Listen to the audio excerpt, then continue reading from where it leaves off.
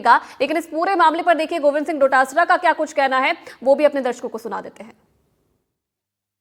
मंत्री जिसने विवादित टिप्पणी की 4 दिन से गतिरोध है, उसका एक वर्ड मीडिया में नहीं आ रहा है। 1-2 मीडिया में आया है, 1-2 में नहीं आ रहा कि मतलब वो तो कोई बात ही नहीं हुई, वो तो माफी भी नहीं मांगेगा, उसके जो शब्द हैं वो भी अक्षमंज नहीं होंगे। और गोविंद डोटासरा ने स्थगित सदन में ये बोल दिया। मैंने एक डायलॉग बोला था सिर्फ कि माफी मांगे मेरी जूती, और उसके लिए मैंने खेद भी प्रकट कर दिया।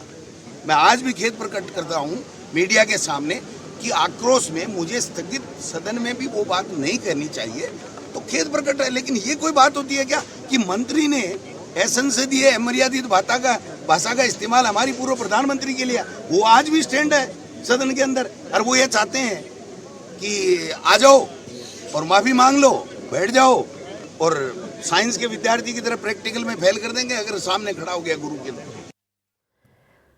चलिए, तो इस पूरे मामले पर गोविंद सिंह डोटासरा को आपने सुना, क्या कुछ उनका कहना है। और वीरेंद्र हमारे साथ बने हुए हैं। वीरेंद्र, एक तो पहले से ही अविनाश गहलोत के बयान की वजह से गतिरोध लगातार देखा जा रहा है, सदन में हंगामा, सड़क पर हंगामा। अब दूसरी तरफ गोविंद सिंह डोटासरा के निष्कासन की आशंका यहाँ पर जताई जा रही है। क्या लगता है इन सब चीजों को देखते हुए क्या इस सत्र में ये गतिरोध खत्म होगा? विधि मंत्री जोगाराम पटेल है हमारे साथ। जिस तरह से विधानसभा में गतिरोध बना है, उसको समाप्त करने के लिए क्या प्रयत्न किए जा रहे हैं आपकी पार्टी के द्वारा? हमारी पार्टी के द्वारा कांग्रेस के जो वरिष्ठ लोग हैं उनसे संपर्क किया जा रहा है। मैंने स्वयं ने संपर्क किया है, हमारे यशस्वी मुख्यमंत्री आदरणीय बजरलाल जी ने संपर्क किया है, और हमारे प्रदेश के अध्यक्ष भी प्रयास कर रहे हैं। हम सब मिलकर प्रयास कर रहे हैं गतिरोध टूटे। सिर्फ शर्त यह है कि कांग्रेस के प्रदेश अध्यक्ष ने जिस निंदनीय भाषा का प्रयोग हमारे स्पीकर के लिए किया, विक्रमादित्य आसन के लिए किया, उसके लिए वो क्षमा प्रार्थी बन जावे, क्षमा याचना कर ले। क्षमा मांगने से आदमी छोटा नहीं होता है, बड़ा होता है, और अपने स्वयं के गलत कर्तव्य पे खेद व्यक्त करता है तो उससे उसका कद बढ़ता है, कम नहीं होता है। मेरा मानना है कि उनको भगवान सद्बुद्धि देंगे और वो अपने वरिष्ठ साथियों को कटघरे में खड़ा करने नहीं देंगे या गलत हताशित नहीं होने देंगे, और वो कहीं न कहीं समाधान में सहयोग करेंगे। क्या लगता है, आपने भी कहा था कि काला दिन रहा वासुदेव देवनानी जी विधानसभा अध्यक्ष के।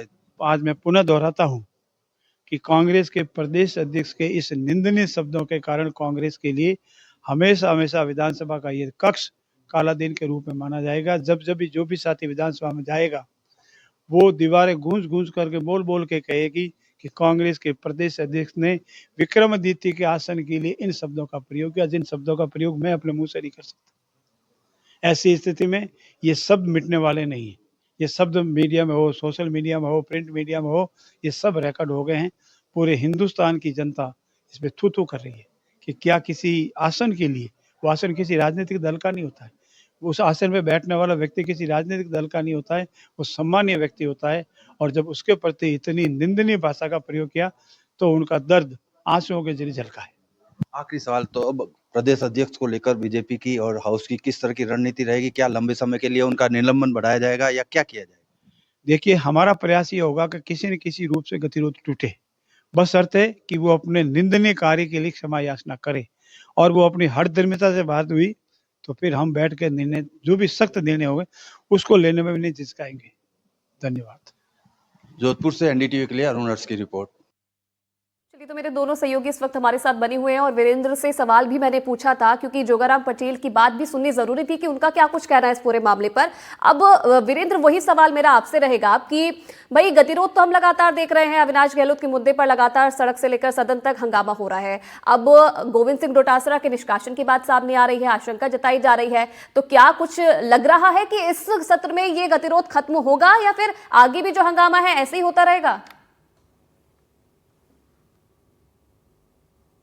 आपको बताना चाहूँगा कि कल जैसे जो तस्वीरें हमने देखी है, उन तस्वीरों के अंदर एक बात तो साफ है कि तमाम जो कांग्रेस के लीडर हैं वो एकजुट नज़र आए।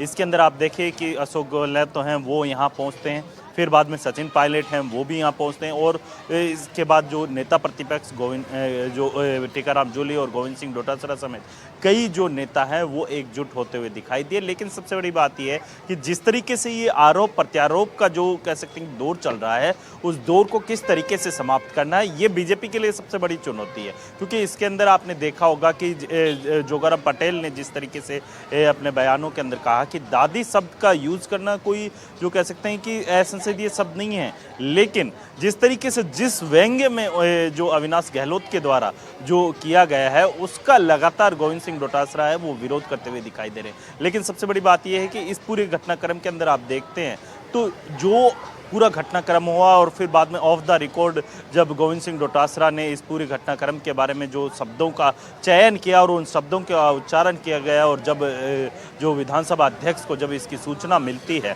तो उनका जो गला है वो रूठ जाता है, और वो कहीं ना कहीं जो है उनके जो कह सकते हैं कि इस पूरी घटनाक्रम के बाद जो है बीजेपी के दो जो विधायक हैं वो गोविंद सिंह डोटासरा के जो कह सकते हैं कि सदस्यता विधानसभा सदस्यता है उसे रद्द करने की मांग है वो करने लगे। और इसके बाद ही जब इस पूरे सवाल को लेकर जब जोगाराम पटेल से बातचीत की गई, क्या वाकई में गोविंद सिंह डोटासरा का जो कह सकते हैं कि सदस्यता रद्द की गई, तो उन्होंने कहा कि जो भी संसदीय नियम होंगे उन संसदीय नियमों के तहत कार्रवाई की जाएगी, चाहे कोई भी हो, चाहे बीजेपी का नेता हो या फिर कांग्रेस का नेता, हर किसी के खिलाफ जो अगर असंसदीय भाषा का यूज किया जाता है। वीरेंद्र, अब इंतजार रहेगा कि गतिरोध खत्म हो और जो असल मुद्दे हैं जनता के उन पर चर्चा हो। बहुत धन्यवाद।